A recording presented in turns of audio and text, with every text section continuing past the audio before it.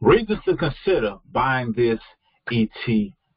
What up, you got Mr. Smith, and this is my weekly segment of introducing an ETF that I'm either considering looking into that may be favorable. I actually already have a position in this particular ETF. And for those of you who don't know what an ETF is, basically it's an exchange traded fund. And so a way to invest, especially if you're beginning, especially if you're new, especially if you're not looking at the market or you don't want to get into understanding everything about stocks and investments as a whole. It's a safer way to invest that gives you exposure to multiple different things, and it's usually in a particular sector that you may be familiar with or something that you actually believe in. So it's similar to like an index fund.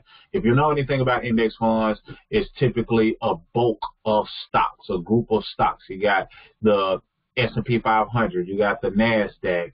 You know, there are several different ones that are index funds that allow you to invest in the market as a whole. That way you benefit with the rise of the market without taking so much of the hit when the market is down because you have so many things to support it. It operates similar to that, but it's sector specific. And this particular sector that I'm going to be going over today is centered around the cannabis sector. If you know and believe that that has a future, then you may strongly want to consider this stock or this ETF, and I'll give you some reasons why. And you know the cannabis area is growing. That whole space is growing due to legalization and things of that nature, and it's only going to get bigger because more places are starting to adopt, especially when new laws are passed and new rights and abilities to be able to do certain things. That market grows, and it's still on the front end. So we haven't even seen the true growth of it. So I personally like to invest in things when people aren't really talking about them, honestly, because a lot of times when people are talking about it, you're probably already too late. You know, everybody else was early to the party. They were able to get a run-up, talk about it even more, make it run up some more, and take some profits. That doesn't mean that it couldn't continue to go through the roof and do better, but I like to talk about things or do things before I know a lot of people are talking about it because I've seen the best results and rates of return when I do it that way. So this is something that I just wanted to share with those who were tuned in, tapped in to what it is that we do here on our page, which is financial literacy, credit, cash flow increase. And a part of increasing your cash flow and keeping more of your money is investing. And ETFs allow individuals to invest in a way that is comfortable, you know, and I know sometimes you got to take risks, and yes, investing can be risky. You might not always make money. You may lose money, but if you're a long-term investor, the chances of you being profitable is high. And by long-term, I mean a year plus, 5 years. You're planning for retirement. Think about what you will want to have ownership in and the relevance that it may have a year from now, 3 years from now, 5 years from now. And if you think from that angle, then you'll continuously invest in things and fatten up your position in a particular ETF or stock because you believe in the future of it. And you also have to do some bit of research. And I'm not real big into technicals and all of that. I know they play their part. I know they are definitely beneficial to know and understand, but I want to make it simple in a way that helps me to where you don't have to understand all of the terminology in order to hold a position in something that you believe has a future, especially if you can buy it at the right price, because that's what investing is all about. A lot of times people just want to say they own a particular share or in a company or stock in a particular company, but if you ask them at what price did they get in, sometimes they got in when everybody else was talking about it. So that's not the best time to buy when the market or that particular sector or stock or ETF is at a high. You want to catch it at a decent price so you have a higher chance of a run-up. Now, that being said, let's go ahead and dive in. So the ETF that we're going to be going over today is TOKE, T-O-K-E. And like I said, it's a cannabis ETF, Cambria Cannabis ETF. And here's just a brief segment about it, and I get into some reasons why I feel like it may be something worth considering. I actually already have some positions in this, and I plan on expanding it, especially at the price point that it is right now, because I believe it'll, have a significant run up over the years to come. And we'll be able to go back to the video and determine whether I was right or not. But that being said, the Cambria Cannabis ETF seeks capital appreciation from investments in the global equity market. That's important, global.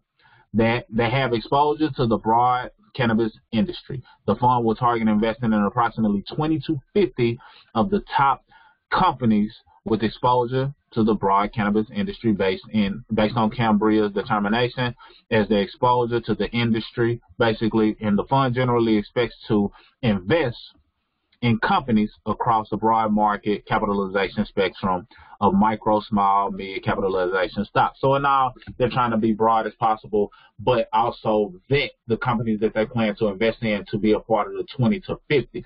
Now, this is one thing that I didn't say. Another good thing about ETFs, if a particular company that they have chosen is not performing, then they have the ability to get it out and replace it with a company that is performing. By performing, I mean producing rates of return that benefit the shareholders. So it's a beauty of it because they're doing the research and doing all of the technical analysis and things of that nature while we invest in it and we benefit off of their expertise and we get to grow because they eliminate some of the weak links. That's just the nature of the ETF world, and that's why I favor them, and I highly recommend it for somebody who's new and they know they want to invest, but they just don't know how to go about it. ETFs. Now, let's go to it. So here's a place known as the ETF database. So you can get here by going to etfdb.com. So etfdb.com. Now, here you'll see the Cambria Cannabis ETF. And there's a couple of things I'm going to hit on, and I don't want this video to be too long, so I'll wrap it up. But basically, you see the price. The price is currently at $14.38. So it's down right now, which is a good thing as it relates to how you enter into a stock. You don't ever want to invest when something has reached an all-time high. That's not the time. Not that it can't go up, but in many cases, when it has reached the all-time high, it will take a dip or cool off. It may push all the way through, but I can bet you bottom dollar that it will eventually take some form of a dip at some point that gives you a better buying opportunity than feeling like you're just going to miss out and you have FOMO because you just want to invest in it because it's popular and everybody's talking about it. Take a look at some of the lines and the charts to see, okay, it makes sense to enter at this time due to these reasons. So I want to point out one thing. First, I want to point out the holdings. So let's go to the holdings, and some of these companies you may be familiar with if you're familiar with cannabis stocks. A lot of people talk about Tilray. It's in there. And a lot of these companies I don't recognize, but it doesn't matter if I understand it. I can still profit from it, even if I don't understand each and every individual company that's a part of their holdings. Here are the top 15. However, you can't invest or you can investigate each of these individually so you can just kind of get an understanding of what you're investing in if you want to go deeper into it. But Tilray, Innovation, Industrial Properties, we got, what was another one that I wanted to point out specifically? So we got Scott's Miracle Grow Company, and that's important because a lot of times people think cannabis and they only think cannabis. They only think weed. They only think of that. But when you think about the fertilizer of what's growing that thing, this also strengthens this company. So this company grows as the cannabis industry grows because it needs fertile soil in order for it to grow. So it's important for you to know that not only is it going to be investing in cannabis companies, but offsets that help support the cannabis industry. So I just wanted to point that out. You also have the Philip Morris International. You can look up all of these companies just so you can see how it supports the cannabis area. And Cannabis Growth is one of the ones I wanted to point out because a lot of people are familiar with this because it's a very easy stock symbol, weed. Everybody remembers that. And then you got BAT, so the British American Tobacco. You see it, Philip Morris International. So it's a ton of different ones that they're investing in. Like they said, they want to do 20 to 50. Here's the top 15 holdings. There are more holdings. Of course, you can expand that, but that'll be on the pro version. However, main thing I want you to know is these are the companies and how they're weighted. By weighted, they have a certain percentage that they're investing in. So they're heavier or heavily investing in Tilray and Innovative Industrial Properties. Those are the top ones, then everything else kind of falls in line and diversifies the portfolio. So you investing in this one thing automatically diversifies you in the cannabis industry. Now, that doesn't mean you shouldn't invest in other things, but if you have your good amount of solid ETFs, then what that does is position you to have some diversification in multiple locations. So you might have some ETFs in cannabis. You might have some in technology. You may have some in retail. So that's just some examples that I may be going over in the future. But the more important thing is you being able to put your money in a place that has a sense of security if you believe in the future of it, especially if you're thinking from a long-term investment standpoint. The other thing I want to point out is the performance. Now, this, for some people, wouldn't be enough data, but I like to catch things on the front end because if you look at a lot of these ETFs, you will see that their first year rate of return was one number. It may be 15%. Then the next year might have been 80%. Then their third year, it goes 1, 3, 5. So the first year might have been 15%. The next 3 years, they might have had an 80% rate of return. Then their third year may have been a 300% rate of return. But when you see that 300% rate of return, many people jump in right there because they're like, it had an 800% rate of return over the past 3 years. Does that mean it can't go higher? Absolutely not. It can still go higher, but I like to try to catch it so I can participate in the run-up when I see the 3-year numbers, the 5-year numbers. So that's what I want to participate in, and that's one of the things that I'm looking at if I believe in what I've chosen. So that being said, let's just look at, just to kind of keep it simple, the 1-year return. The 1-year return, because this ETF hasn't been around that long, it was established in 2020, I believe, I forget, early part of 2020. So the 1-year return of this, as you can see, is 28%, 28.74%.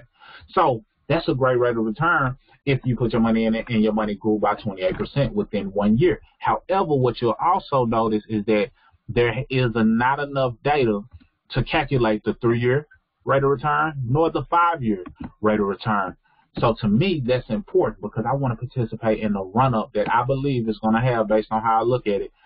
And that way, when the 3-year comes, I participated from it being better than 28%. When the 5-year comes, I participated in that, and now my money has grown along with it. Just something to make note of that I look for personally. Many people, sometimes they want more data. Me, if I see a certain amount of things that check off my boxes, then I'm willing to invest in, especially with it being an ETF because it diversifies my money naturally. And the last thing I want to show you, and then we'll wrap it up. I want to look at the charts and why you want to pay attention to the charts and knowing when it could be a decent time to buy. So typically it starts off right here in the 1 day and it's just kind of showing you how it's going for the day.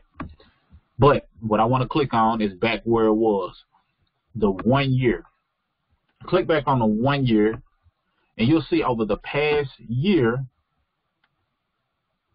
it's gone up, then come back down. But if you just kind of look at it, you will see a level of support about around its 14 area. So you'll see, it went up, kind of came down, went up, kind of came down, and then from here it bounced up and just kind of went up to, its peak point. Some people would have invested right here and just said, it's running up, let me get in while it's just $28.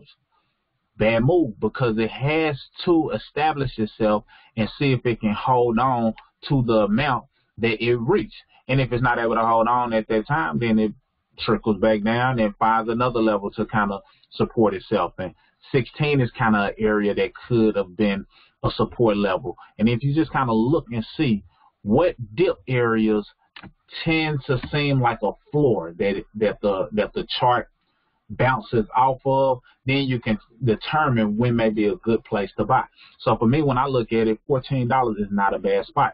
Another good spot could be in the $10 range, but if you want to at least establish a position just in case this solidifies itself as a floor, then by all means consider it around this $14 area. That's where it is right now, a little bit over 14 bucks.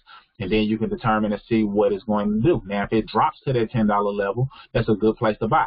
If it drops to $13, that doesn't necessarily mean you want to just jump in just because it's at $13, because you want to see how far it may drop. And when you realize that it may have reached a bottom, then you want to jump in and just spend more on the quantity that you buy so you can lower your cost per average or your average cost. So that way you're positioning yourself to be more profitable by default. So $14 is a good place, I think, to enter. And then if you pay attention to it and see if it goes up, great. You made money and, it may never come back to $14 again.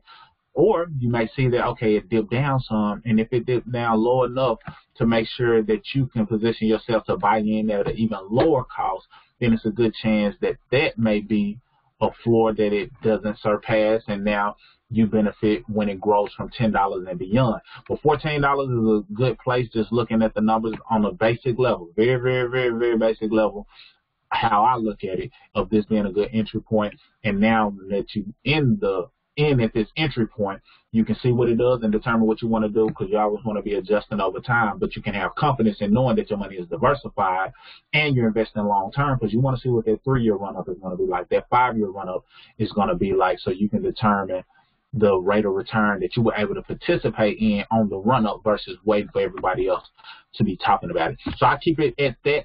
This is something that you may want to consider based on those things. The entry point at this particular time of the recording, the holdings, it has some great companies in the holdings and the diversification that comes from it, plus the other areas that are adopting the cannabis industry and incorporating it in so many different things. And this is just the beginning. So it has a bright future.